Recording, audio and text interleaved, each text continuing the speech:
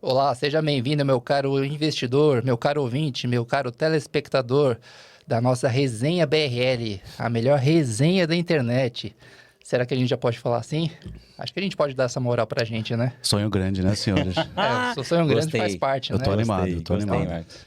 Estamos começando mais um episódio e antes de mais nada, quero deixar aqui meu agradecimento a você que está nos assistindo. E tudo que eu te peço em troca é um like, caso algo que a gente fale aqui seja útil a você, te ajude em alguma decisão. Então, como não poderia ser diferente, vou dar as boas-vindas aqui a esses dois maiores especialistas do mercado, meus amigos Ricardo e meu amigo Diogo. Como é que vocês estão, senhores? Muito bem, Rodarte. Feliz demais com esse programa, feliz demais de estar compartilhando a mesa com vocês. E vambora. Temas quentes hoje, inclusive, né? Vamos sim. Assuntos sempre em pautas, né? Sempre do cotidiano, do dia a dia. Muito bom estar com vocês. Esse ano estaremos juntos aqui nesse projeto. E um prazer estar sempre com vocês aqui, amigos. Marcos, você tá mais moreno. O que aconteceu, Marcos? Aqui é ano novo, né? A gente renova tudo aqui, as energias e agora partir para mais uma sequência, nova temporada. O cara foi pro Nordeste, né? Nordeste é coisa... O sorriso é diferente. Uma aguinha de coco, um açaí diferente, né, Você Ricardo? percebeu que o sorriso é diferente de quem viaja pro Nordeste brasileiro. Eu acho que a gente tem que repetir mais vezes essas aventuras aí. Ô, amigão. Vamos lá. A questão dos temas, né? Lembrando, a gente sempre tenta buscar algo que seja do cotidiano, né?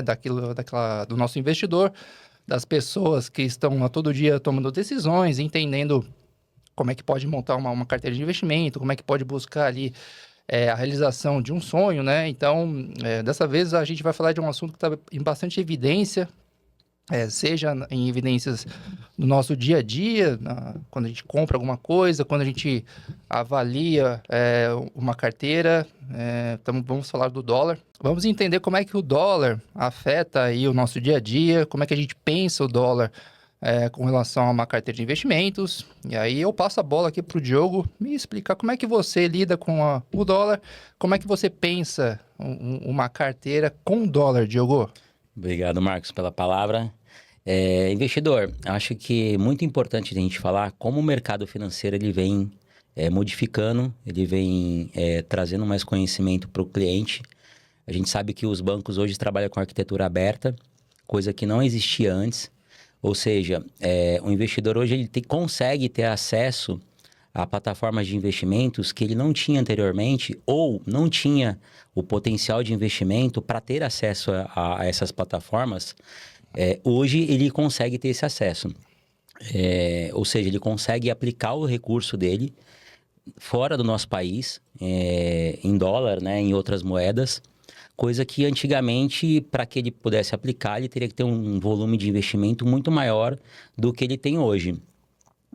Isso faz com que, cada vez, Marcos, o nosso mercado ele seja mais dinâmico, no sentido de trazer novas oportunidades para esse cliente.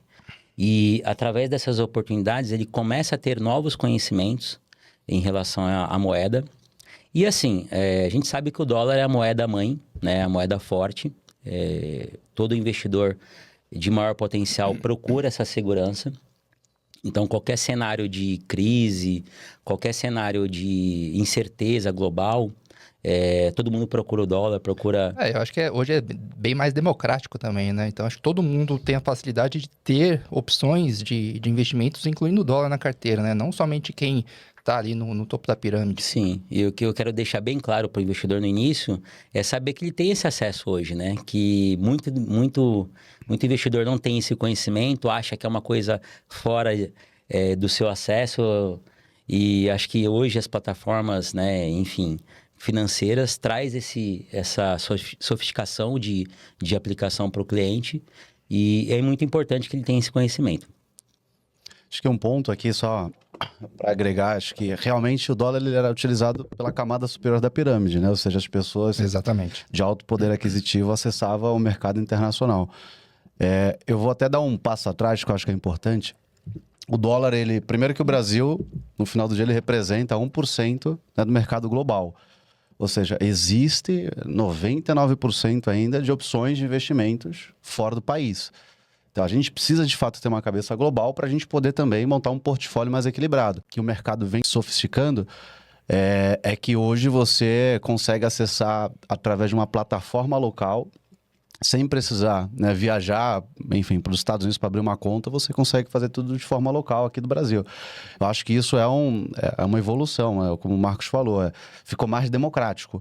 Eu acho que, e para falar dos efeitos, né, Marcos, que é o que você falou também, depende muito de cada investidor. Por exemplo, algum investidor que queira fazer um intercâmbio lá fora, que queira que o filho estude lá fora, alguma viagem internacional, como que você se protege? Isso é um projeto, né? Desde o começo a gente sempre fala em você separar a sua vida por projetos, né? E o dólar, ele é uma variável. Então, eu quero fazer uma viagem para a Disney daqui a, sei lá, 2 anos. Eu não quero ficar exposto ao dólar. O que você faz? Né? Você pode ir no mercado hoje, a gente até brinca no mercado que existe comprar um dólar amarelo ou comprar um dólar verde, né? O dólar amarelo é mais conhecido como os fundos locais. Eu posso ir na minha plataforma, no meu banco e comprar um fundo cambial para que eu possa ter uma proteção contra o dólar.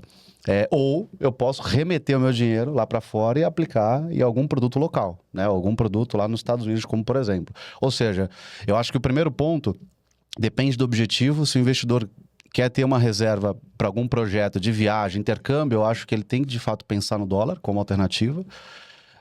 Eu acho que, de novo, como diversificação também é um ponto muito importante que a gente tem que colocar para o cliente. Então, não adianta, eu quero comprar uma empresa de inteligência artificial, ele não tem aqui no mercado local.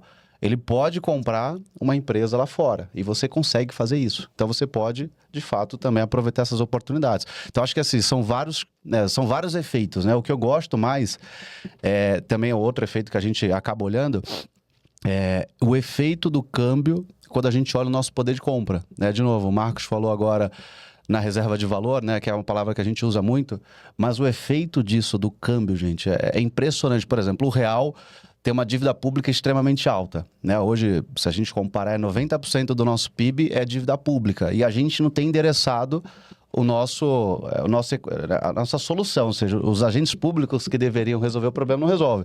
Ou seja, por mais que a gente ganhe 15% de renda fixa local, ou seja, aqui no Brasil, o investidor está aplicando numa renda fixa ganhando 15%. Se a gente está perdendo poder de compra, a gente está ficando mais pobre perante a comunidade internacional, até para quem faz viagem internacional. Então, a gente precisa ter uma perna da nossa carteira, a gente precisa ter uma exposição forte, porque a gente se comunica com o mundo. Eu acho que esses são, enfim, tem vários outros efeitos, eu não vou me estender a todos, mas acho que esses, perder poder de compra, projeto em dólar, né? E também diversificação internacional, eu acho que faz qualquer investidor, pelo menos acender uma luz, né? Eu tenho que colocar um pedaço da minha carteira para acompanhar a variação cambial. Acho que esse, enfim, na minha opinião, acho que são os pontos relevantes, né? Fica uma boa reflexão, né? Você levantou um ponto interessante e a quem está nos assistindo em casa, vamos pensar um pouco aqui. Se o Brasil, se os investimentos aqui no Brasil representam 1% apenas daquilo que é os investimentos globais, por que nós, brasileiros, temos o viés de pensar a nossa carteira de investimento ou qualquer projeto pensando 99% em ativos domésticos? E apenas 1%, e se tivesse 1% fora? Se lá fora é o inverso, aqui também tem que ser o inverso. Então eu entendo que a gente precisa pensar a carteira como o pessoal lá de fora, que é uma carteira dolarizada, né? Dólar é sinônimo de proteção.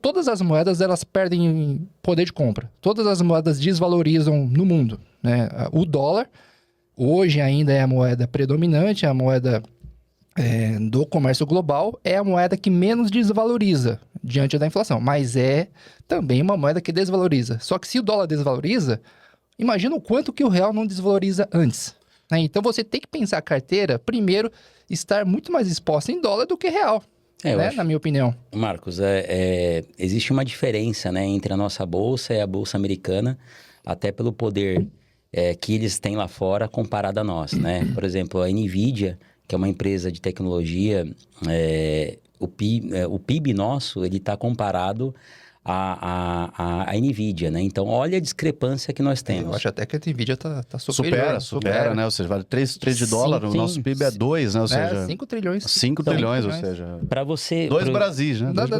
É impensável, né? É um país. Sim. É um país inteiro, uma economia inteira, né? Uma empresa. E acho que esse ponto ainda, se eu, né, podendo agregar, o Brasil, de uma certa forma, a gente não tem várias teses. Por exemplo, eu gosto muito de bolsa, né?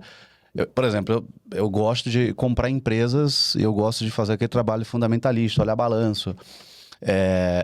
Quando você, por exemplo, vai selecionar uma empresa, você também consegue ter um viés de dólar. Então, por exemplo, na minha carteira, eu me exponho, por exemplo, a uma ação que exporta em dólar. Por exemplo, a Vale é uma empresa, Vale, Suzano, tem várias outras que exportam. Então, uma forma de um investidor de bolsa que gosta de ações e quer, por exemplo, se expor em dólar e não quer remeter o dinheiro lá para fora, por exemplo, ele pode comprar uma empresa que se beneficia. Então, uma forma de você investir dolarizado sem estar exposto ao dólar seria pensar em empresas que possuem receita em dólar? Sim. Eu acho que é uma alternativa, né? É uma alternativa para quem tem uma cabeça só de bolsa local e que não queira se expor ao dólar lá fora. Então, eu prefiro, por exemplo, comprar uma ação com exposição ao dólar.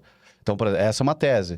Mas, sei lá, renda fixa. Hoje, o mercado está tão aberto hoje, que o Diogo trouxe aqui, foi um ponto bem relevante de arquitetura aberta. Arquitetura aberta, gente, nada mais trazendo até para o português mais simples, dentro de uma instituição você acessava só produtos dessa instituição financeira.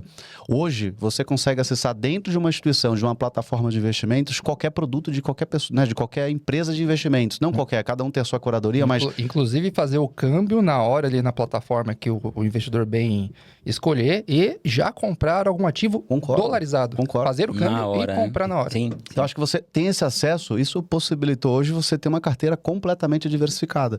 O que você hoje, no final do dia, o que eu acho que você também pode expor, né, o investidor? O efeito do dólar, por exemplo, na minha carteira. Eu posso, por exemplo, comprar uma ETF, né, que é um fundo listado em bolsa que replica a bolsa americana.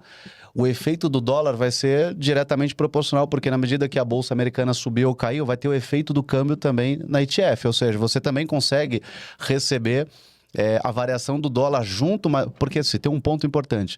A variação do dólar e também a rentabilidade do ativo. Eu, por exemplo, vou fazer uma pergunta para vocês.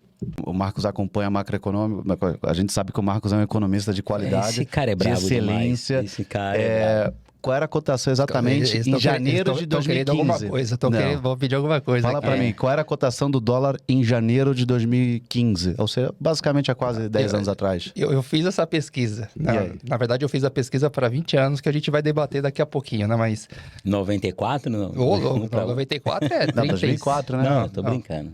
Há 20 anos atrás, o dólar era 2,30. Em 2015, 2,65. 2006, 2015 já. Bom, levando a escadinha, deve ser uns 3,50. 2,65. 2,65. E olha, hoje, né? se a gente considerar que no final de 2024 o dólar bateu 6,30, imagina o seguinte, a gente perdeu o poder de compra em relação à moeda internacional que é o dólar, que é a referência aqui, poderia ser qualquer outra, contra o euro, qualquer outra moeda forte, mas a gente está usando o dólar como o ativo objeto aqui para a gente conversar. Só aqui, gente, a gente perdeu o poder de compra.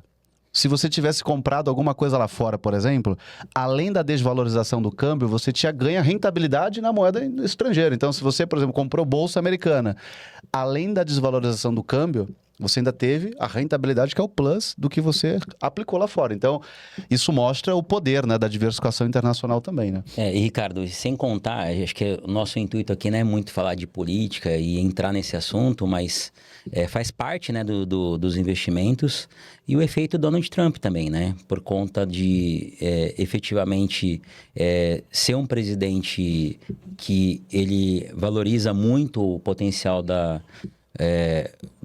do mercado financeiro, né? É um presidente muito atuante nesse sentido. Recentemente ele falou da questão da criptomoeda, que ele quer que os Estados Unidos seja a referência em cripto.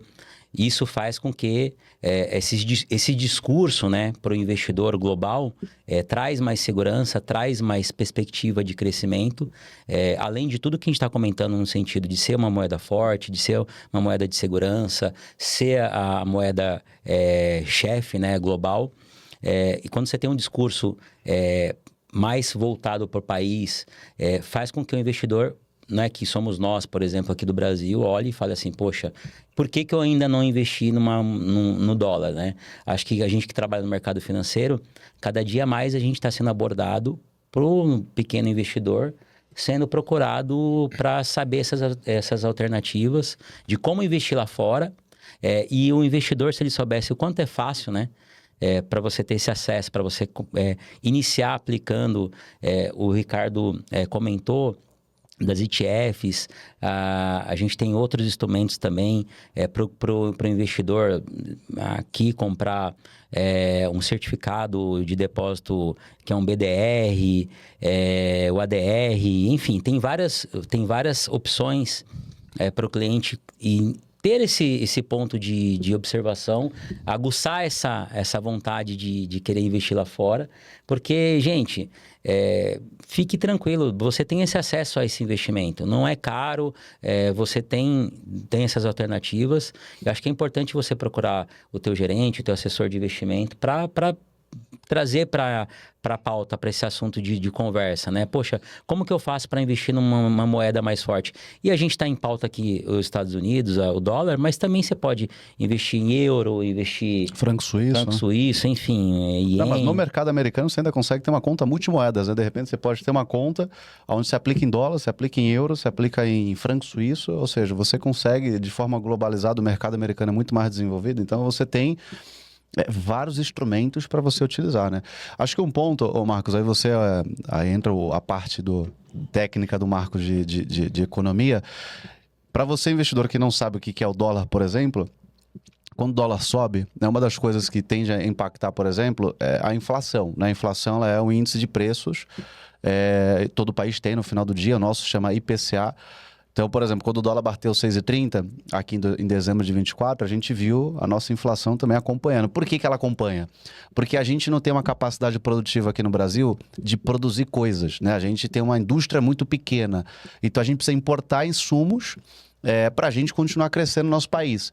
Quando o dólar está alto, a gente importa bastante coisa e no final do dia o empresário ele repassa esses preços, né, para o preço. E a gente começa a perceber o aumento contínuo dos preços. Outro ponto, né? O combustível, por exemplo. O combustível, ele está muito ligado ao frete, né? Então, se a cotação do dólar sobe, ele impacta direto o frete das coisas. Então, Ou seja, o dólar impacta no nosso dia a dia. Tudo. E isso. Ao contrário das narrativas que a gente ouviu recentemente, né? O dólar não é... A gente não come dólar. A gente não come, a gente não compra dólar, a gente compra alimento, mas na verdade, se a gente tem um aumento no dólar, a gente encarece toda a cadeia produtiva, certo? Como que você, por exemplo, vai exportar um caminhão, né? Enfim, um navio de soja para a China? É tudo em dólar, né? No final do dia... a gente tem que encarar que o dólar é uma moeda, hoje é uma reserva de valor importante. Eu não vou puxar muito o assunto, mas o dólar se desvalorizou muito no ano de 2025, mas não só contra o real, mas contra várias moedas. E aí a gente viu outros ativos se tornando começou o ensaio de uma reserva de valor um pouco mais robusta. Por exemplo, ouro.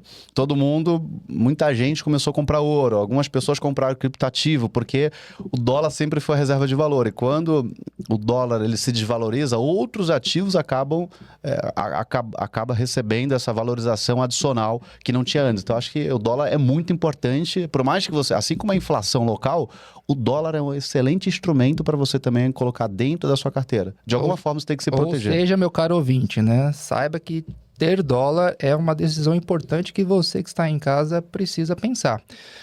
Dando sequência aqui, ainda esse assunto tá bem interessante, né? Falou em dólar, em Mickey, né? Todo mundo gosta. Tô falando a doleta. Seja para viagem, seja para investimento, falou em dólar, a gente tá sempre... É um assunto interessante, né? Mas ainda tentando aí, vamos dissecar um pouco dessa reflexão. O que seria melhor? O que foi melhor, né? Pensar um investimento em reais ou dólar? O que é melhor?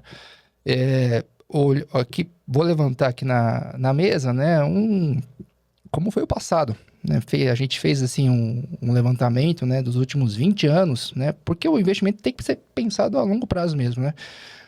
Quando a gente pega os últimos 20 anos, se a gente pensar entre o dólar, pensar entre um título público pós-fixado, né, o investimento mais conservador que tem aqui, né, que é o Tesouro Selic, né, que acompanha a taxa de juros, e o Ibovespa, O dólar, ele valorizou 137%. Só o dólar, 137% em 20 anos. Só que isso daí vai dar aí uns 4,5% ao ano.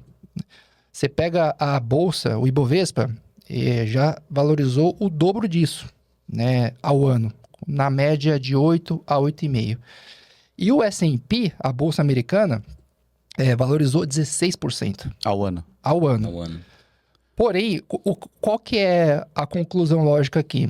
O dólar, por si só, se a gente pensar, vou comprar dólar e colocar debaixo do colchão, já que a gente está falando que é um ativo de proteção, né? Então, eu não quero investir em nada, vou comprar dólar só. Não foi. Se você pensar em comprar somente dólar, você talvez não tenha a melhor forma de se proteger contra a inflação. O dólar puro.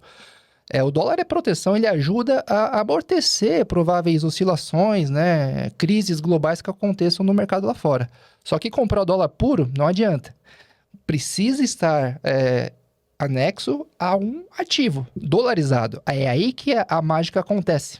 Né? O S&P, no caso, você está com um ativo dolarizado, você não está com dólar, você está com ativo dolarizado. Então, você precisa pensar o dólar linkado a algum ativo, né, que gera renda, que gera receita, que tenha lucratividade por trás aí também. Então, ou que seja mesmo um ativo de renda fixa dolarizado.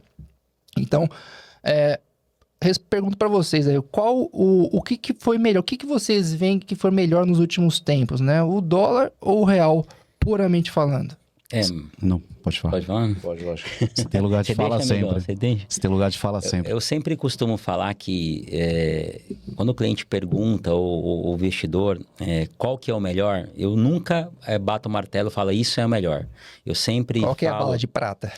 Eu sempre falo, Marcos, eu acredito muito na diversificação, até porque a gente vive de momentos, né, de ciclo. Então, de repente, um cliente que entrou na bolsa lá embaixo e hoje a bolsa está batendo Alta histórica, né? A alta histórica. É touro de ouro. Touro de ouro. Então, assim, depende muito. Não, de repente, o cliente o investidor que está entrando agora, ele pega na alta e começa a cair e não dá para você cravar o que é melhor. Esse cara é o melhor. Eu acho que eu compartilho a diversificação. Acho que é importante o cliente ter a carteira dolarizada. Mas ao mesmo ponto, eu acho que os ativos aqui no Brasil são ativos muito bons. O cliente ele tem esses instrumentos também de aplicar aqui com a gente, ter a gente está falando de uma Selic a 15% atualmente, né? Então, o cliente hoje ele tá bem rentabilizado nesse sentido de renda fixa, mas eu compartilho que ele tem que ter esses instrumentos. Ele tem que estar nos ambientes positivos, nos investimentos bons e que tem as maiores perspectiva de crescimento. E a gente está falando de bolsa americana, a gente está falando de dólar, ele tem que estar inserido nisso, mas ele também não pode deixar de ter os nossos ativos aqui, que eu acho que é bem importante. E convenhamos, né, gente? 15% ainda tem produto que é isento de imposto. A gente está falando quase, se a gente acroar aqui, se a gente colocar o imposto, grossapar, a gente está falando, sei lá, 17% bruto.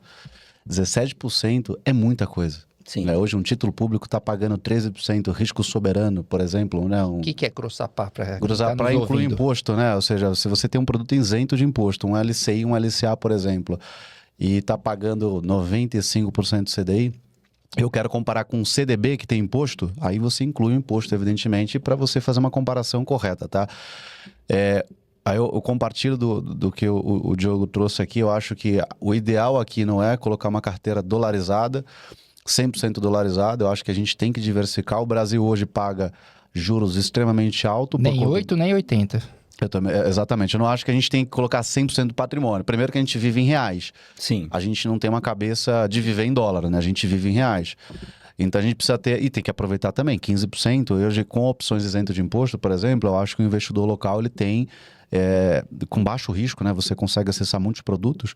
Eu acho que você consegue proteger a sua carteira com boas escolhas de investimentos. Tá? Mas é um consenso que o dólar a longo prazo desvaloriza menos do que o real. Sim, então, não, isso é fato. Precisamos ter aí um bom balanço dessas duas moedas. Marcos, o exemplo que você trouxe da questão do dólar comparado com outros ativos é importante, porque o investidor acha que o dólar ele sempre é soberano. Né? E é algo que a gente ouve no dia a dia, né? Sim. Sempre o dólar, comprar dólar, guarda que... A gente vai debater um pouco a questão do ouro também, mas é algo que compra dólar e guarda. Não, mas é igual, a tese do comprar um imóvel, né? Nem sempre o imóvel vai ser bom, claro. Você não vai, se você tem um recurso para alocar, você não vai colocar todo o teu dinheiro em imóvel, um exemplo, né? Você vai diversificar. Você precisar do dinheiro, o dinheiro não vai estar ali. E o dólar, ele é uma moeda. Acho que assim, como a gente hoje tem um pensamento global, hoje é muito mais acessível fazer viagens internacionais, planos, né, de viajar. Eu acho que assim, você ter dólar na carteira protege você, investidor, para esse tipo de projeto. Eu quero viajar de novo. Eu quero viajar daqui a 10 anos. Quanto que você precisa para fazer uma viagem para Disney com toda, né, a tua família? Sei lá, 10 mil dólares. Né? Hoje o dólar a 5,30, né? Ou seja, e se daqui a 2 anos o dólar for para 8? Então, assim, a ideia traz aqui o valor que você precisa, aplica. Tem que se proteger desse custo. Se protege desse custo, porque... Potencial, né? Porque você pode inviabilizar, inclusive, a sua viagem, né? Para uma viagem internacional por conta da moeda. Enfim, no final do dia é isso.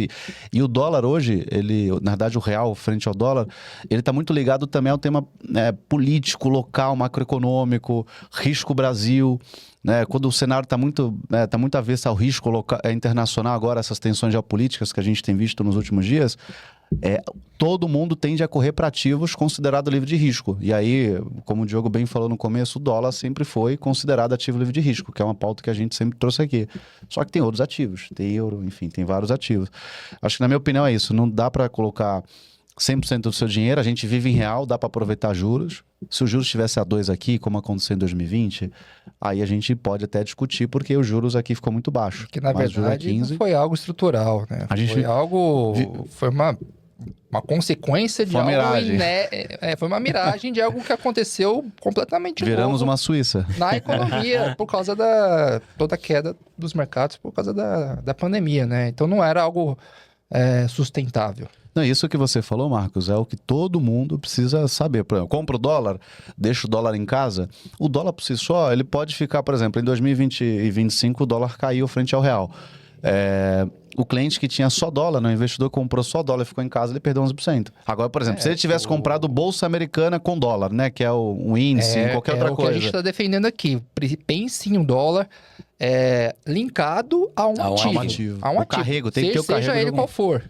Mas tem que estar linkado a algum ativo, não por si só. O dólar por si só acho que é importante mais nessa questão de viagens, de se proteger contra custos elevados no futuro. E como o assunto ultimamente é muito falado em inteligência artificial, a gente está vivendo um momento de tecnologia, inovação, que nem o Ricardo comentou, que se você procurar esses ativos aqui na Bolsa, não tem tantos que nem lá fora, que nem nos Estados Unidos.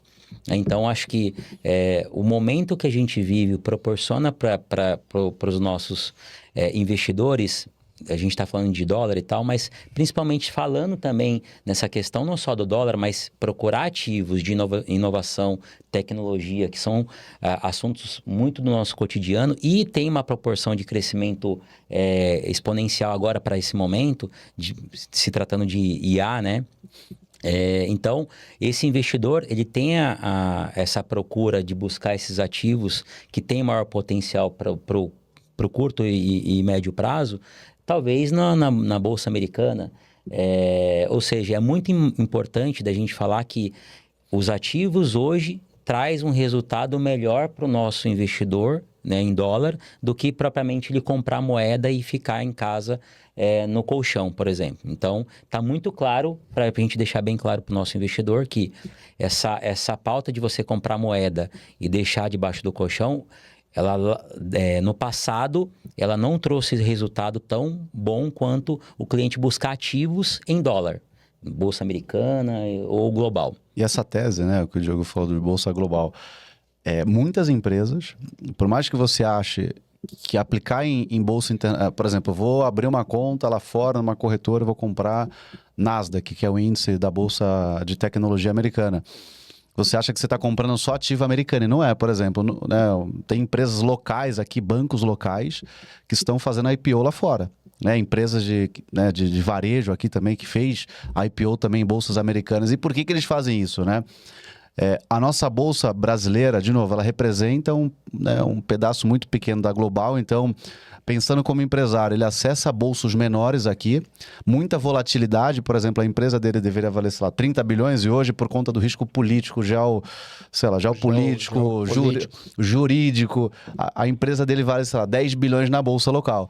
Sendo que se ele aplicar, por exemplo, na bolsa americana, se ele fizer um IPO lá fora, em vez de fazer aqui na B3, ele vai acessar mais bolsa, então ele vai acessar bolsa de outros investidores, não só americanos, mas investidores globais. E no final, a empresa dele o valor de mercado dela vai estar muito mais linkado, de fato, à atividade operacional dela. Não à especulação, que é o que acontece na bolsa local. Então, cada vez mais, empresas brasileiras se atentaram que investir de forma local também não é tão bom, né, para acessar outros bolsos, e tem buscado... Todo mundo busca previsibilidade. É isso. E sem contar que, assim, não é o nosso papel de falar que isso aqui é pior ou melhor. Mas lá fora, né, o mercado, ele tem maior proteção do que o nosso, né, em relação... Vocês devem ter, o investidor deve saber na questão da Petrobras, que teve uma ação jurídica internacional que teve que pagar para o investidor na questão do mensalão, né? O investidor lá fora, ele acionou juridicamente a empresa e a Petrobras teve que pagar porque os investidores lá fora se sentiram com prejuízo em relação ao que aconteceu pela parte política da empresa, né? Então, coisas que lá fora tem uma proteção maior do que aqui. E isso é importante, porque a gente está vivendo um momento muito se falado em questão da parte de segurança, né? A gente vai entrar nesse assunto do FGC aqui, mas cada vez o investidor procura rentabilidade, que isso é um ponto principal, e mais segurança, né? Então, ele não está só preocupado mais... existe sim investidor que está muito preocupado com rentabilidade, acho que é um ponto principal, mas a segurança lá fora com os ativos, na questão jurídica, a gente tem que falar isso para o investidor, ela é maior do que a nossa aqui. Risco jurídico, né? Muito bem, senhores, muito bom. Conversa boa, inclusive. Conversa boa aqui, né? Pra começar o ano com o pé direito. Um bom debate aqui. Estúdio, não sei se vocês repararam aqui, o estúdio é verde, né? Ou seja, a gente tá falando de dólar aqui também. Aqui é tudo temático. Mas, tudo gente, não, só para deixar para ver, vamos ver o Mickey, isso. Falando de futuro, vamos falando de futuro, aqui a gente debatemos bastante sobre o passado, né? O efeito do dólar no nosso dia a dia, mas vamos tentar entender. Ok, convencemos o investidor que ele deve pensar dólar na carteira, mas será que os próximos 10 anos, os próximos 20 anos vão ser iguais aos últimos 10, 20 anos? Será que o dólar ele continuará tendo um papel predominante na economia, sinônimo de força, sinônimo de proteção, sinônimo de rentabilidade? A gente passa, talvez, um momento de mudança na configuração geopolítica mundial, né? Talvez a gente esteja enxergando aí um processo de desglobalização mundo afora. Tivemos todas essas guerras que a gente vem acompanhando aí nos últimos anos, eu acho que configura um pouco disso, né? É um movimento no qual os países eles começam a se tornar muito mais nacionalistas e não globalistas, como a gente sempre viveu nos últimos 30 anos, desde ali da queda da União Soviética, né, no começo dos anos 90. Então, eu fico pensando aqui, né? Por quanto mais tempo o dólar continuará sendo a moeda hegemônica no mundo, né? Hoje,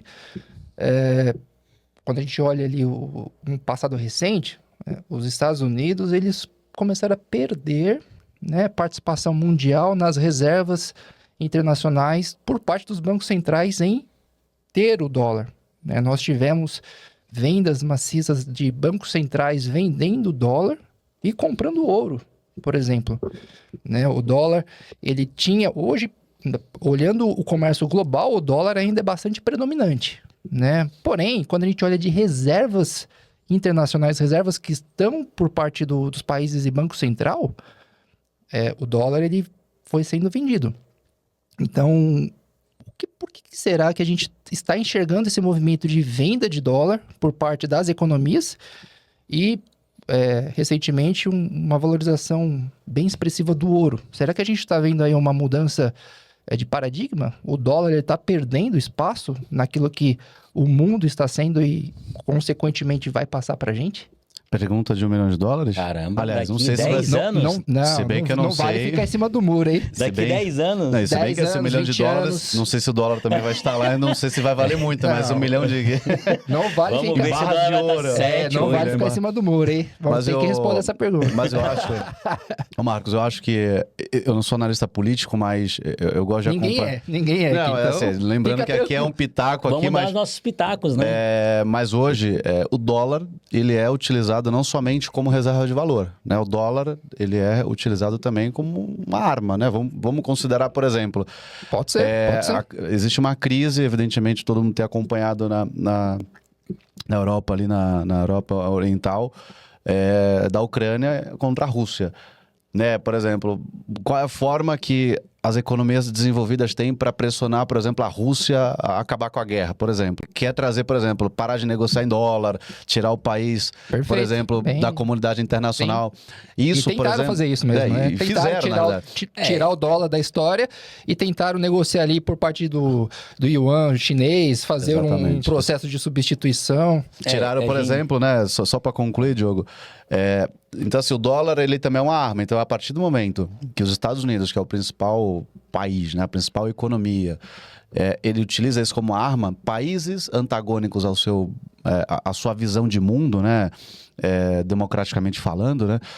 Países acabam se protegendo. Então, por exemplo, a China, ela vê esse movimento, ela começa a se defender porque a gente está num mundo mais, geopoliticamente falando, mais arriscado. Então, a China começa a Inclusive, vender, né? a China é quem mais detém títulos públicos isso. americanos, dívida americana, e quem mais está vendendo títulos isso. públicos para comprar ouro. Então, porque ela está enxergando isso como arma, ou seja, ela não vai ficar exposta, evidentemente, a só os Estados Unidos. Então, eu acho que isso depende de N coisas. Então, assim, para você ter um dólar forte no mundo, você tem que ter um Estados Unidos que continue sendo o mercado promissor. Então, a economia tem que continuar crescendo.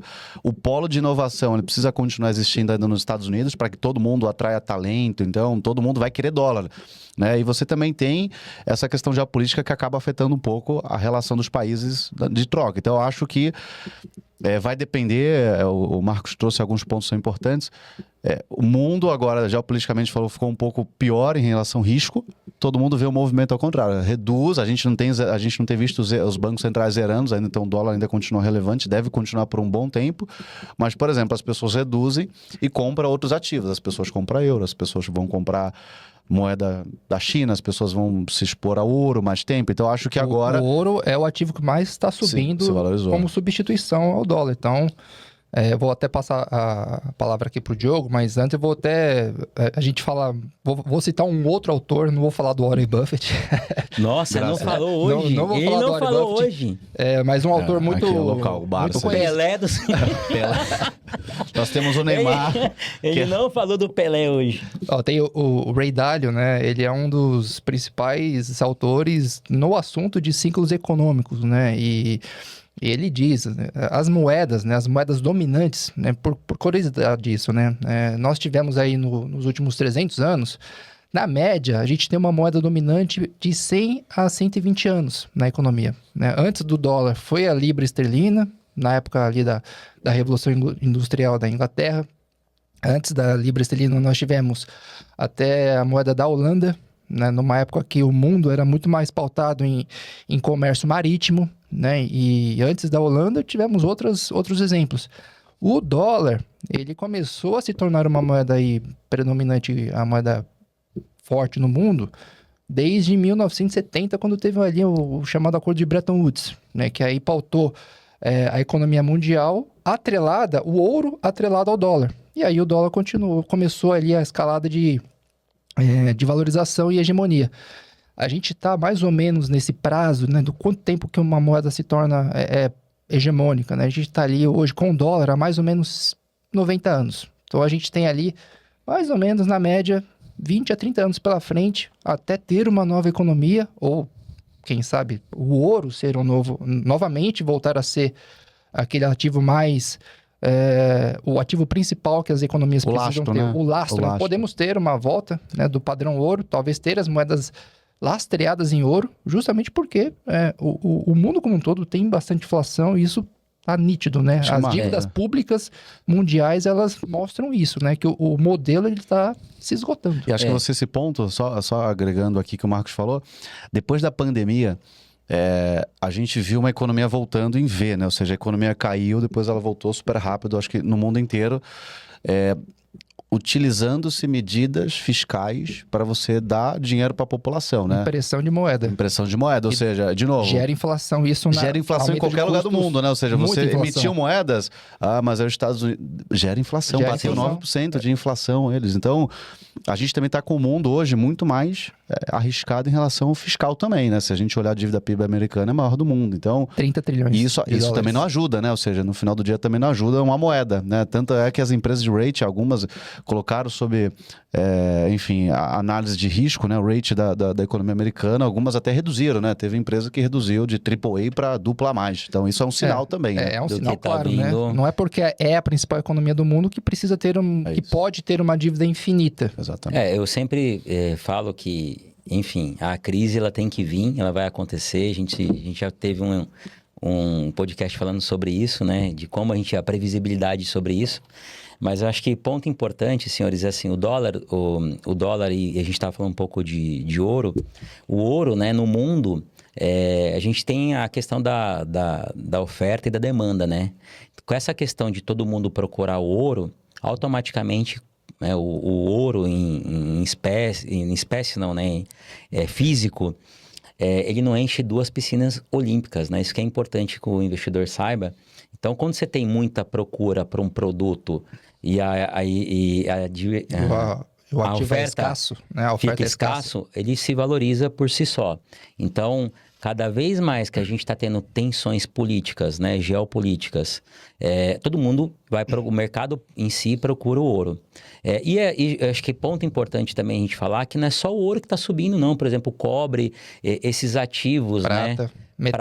Metais em geral. Esses estão ligados, inclusive, à inteligência artificial, né? Então, não é só a procura do ativo, por exemplo, como reserva de valor. Então, por exemplo, sei lá, o cobre vai ser utilizado na transição energética para você utilizar na inteligência artificial. Então, além do dólar, também tem a tendência para onde está caminhando o mundo, entendeu? Acho que aí o ouro, acho que ele ainda serve como reserva de valor. Agora, sei lá, prata, cobre, eles ainda estão utilizando a nova tendência para onde está caminhando o mundo depois da inteligência artificial, né? Inclusive eu vi essa semana, por exemplo, acho que todo mundo conhece a Nintendo, né? Quem não jogou videogame... Bons tempos.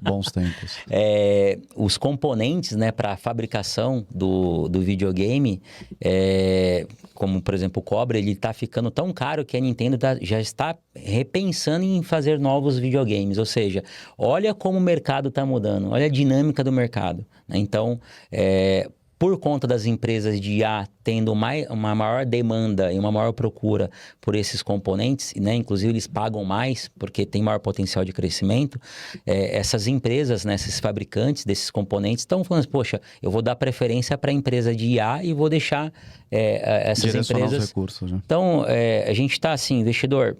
o mercado está em constante mudança. A gente está mudando a cada dia, né? Até o Super Mario está mudando. Exatamente. Até o Super Mario está mudando. Até o Super Mario está mudando.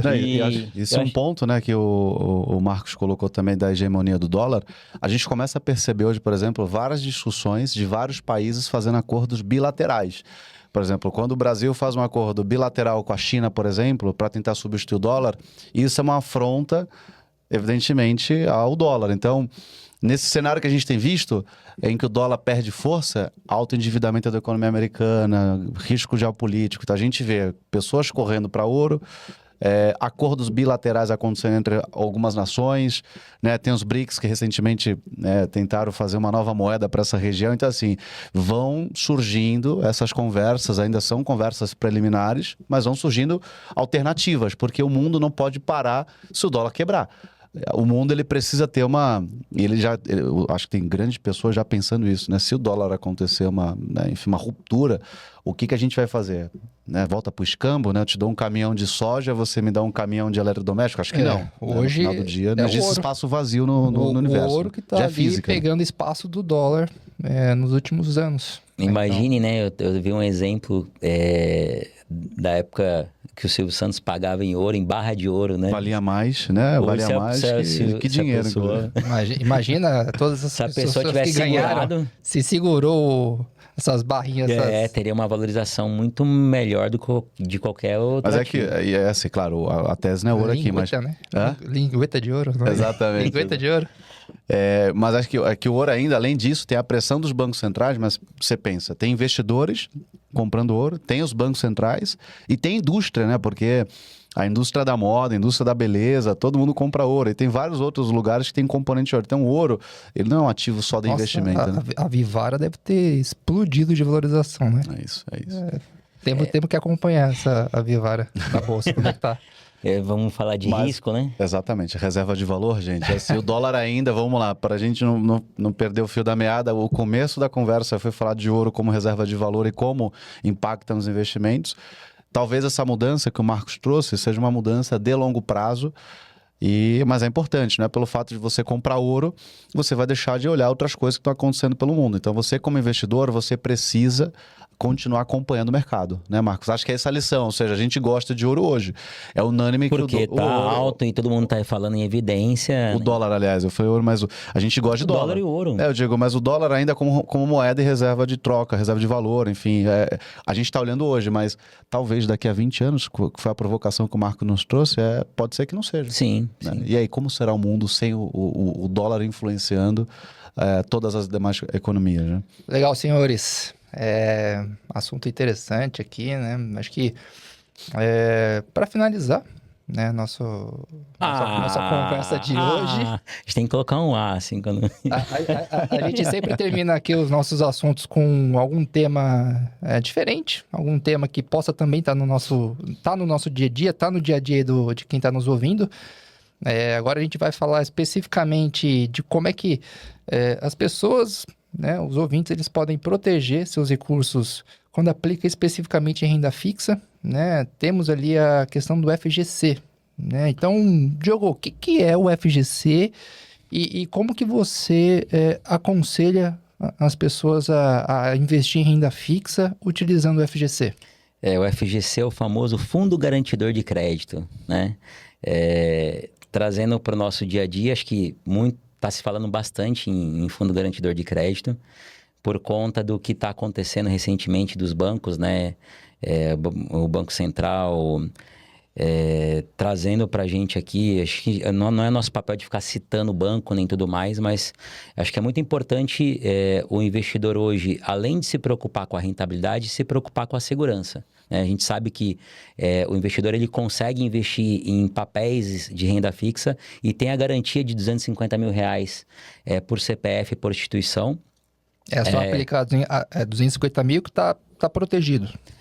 Mas acho que assim, Marcos, o fato de você também aplicar porque tem um fundo garantidor de crédito, está tudo bem. Não é assim. Não é assim que a gente tem que pensar. Não é assim. O investidor ele tem que estar pautado em mais instrumentos, mais informações para saber se de fato ele tá investindo num ativo que certamente vai ter uma tranquilidade, porque ninguém investe para amanhã, depois de amanhã, ou enfim, no futuro, acessar o fundo garantidor de crédito. Eu acho que é ponto importante para o investidor saber que essa ferramenta do fundo garantidor de crédito, além de trazer a segurança, é uma ferramenta que hoje ela está tecnológica.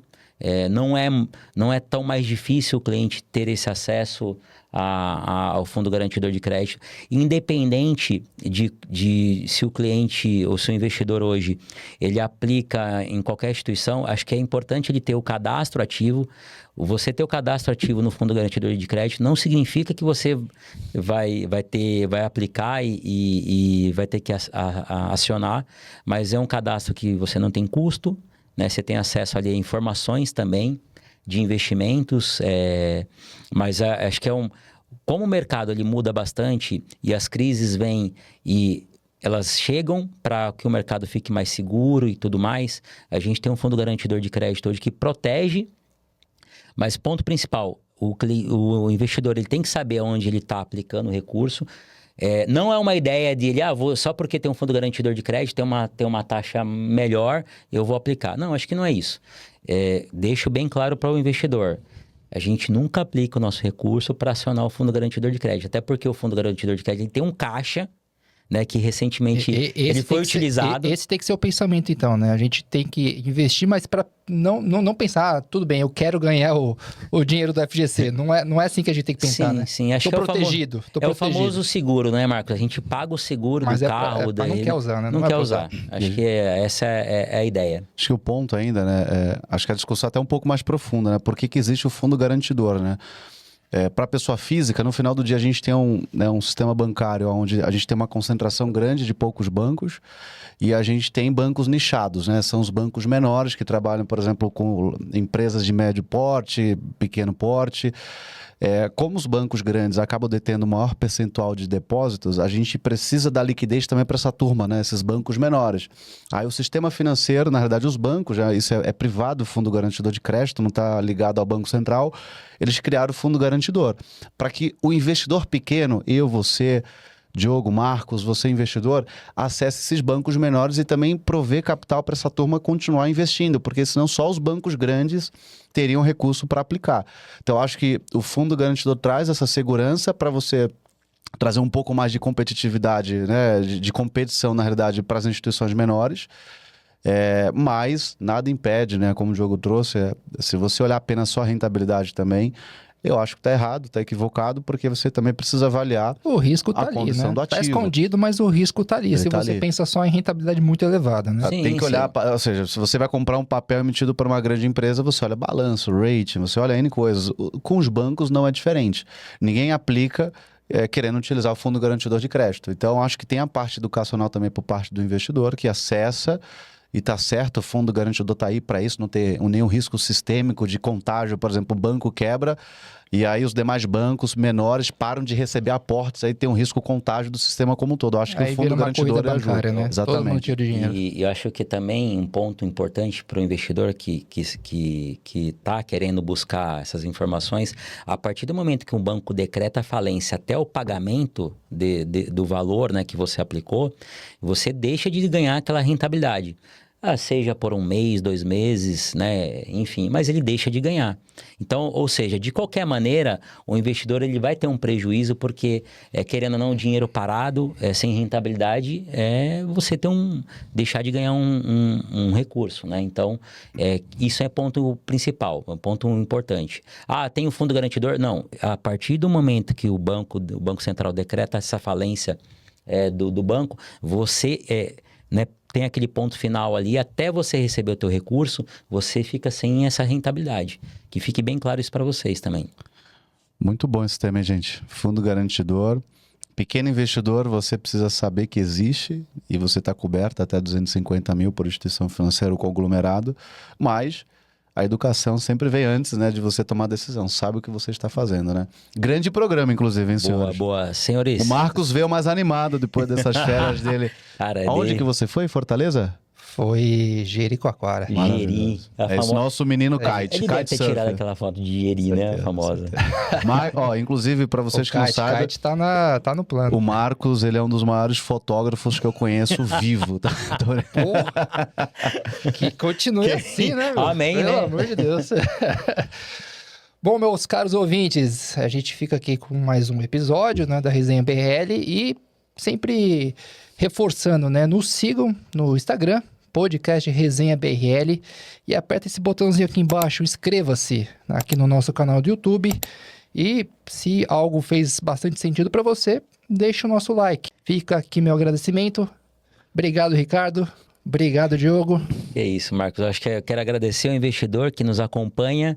Eu acho que é ponto principal, a gente sempre fala, né, Marcos, para ele deixar a sugestão de próximos Muito temas. Bom. Boa. Porque através de vocês, o nosso papel aqui é trazer informações para vocês, deixar vocês munidos de informações para ter maior poder de decisão. E sem sombra de dúvida, seguem a gente, acho que é um ponto importante, e até a próxima. Obrigado, senhores. Inclusive, esse tema de hoje foi pauta de um ouvinte nosso que pediu para a gente falar sobre dólar nos investimentos. Então, continue trazendo aqui os nossos temas. Deixa aqui embaixo também nos comentários o que vocês gostariam de ouvir da gente no próximo episódio.